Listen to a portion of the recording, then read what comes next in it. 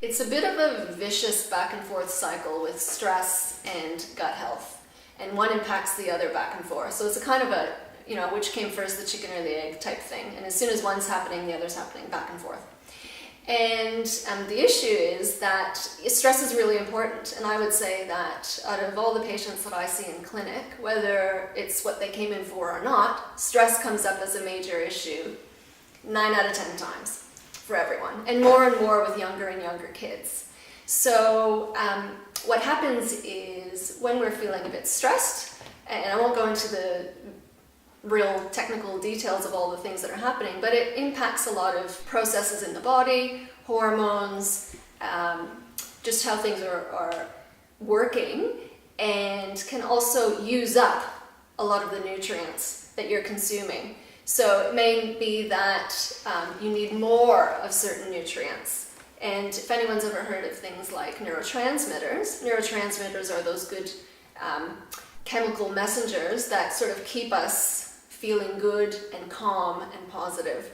And so if we're not getting enough nutrients, or they're all being used up, then we're not getting enough to make those neurotransmitters, among other many biochemical processes.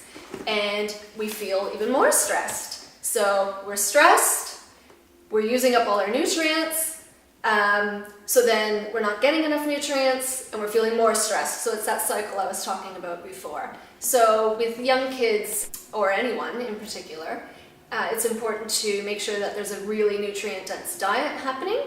And then I think equally as important is the lifestyle habits and choices that are made. So things like making sure that things that are enjoyed are actually implemented into a weekly routine. So for example, if you have a child who loves tennis and used to play tennis, and that made them really happy, and for whatever reasons that's been dropped or lost, it's something that's really important to them. If it's not happening in their lives, then mood and it can affect your mental health. So we want to implement all of these things that are important to you in life. The other thing that goes really well with stress is exercise. And we know through research that not only is exercise really good for all the things that we know exercise is good for, but research shows us that it actually helps with stress and anxiety and depression, and is equally, or if not better, at helping things like depression than even medication.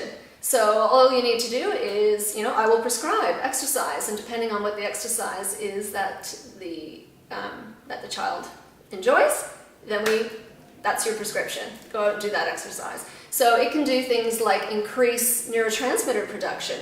And remember, those neurotransmitters are those chemical messengers that help keep us happy and unstressed, if that's a word.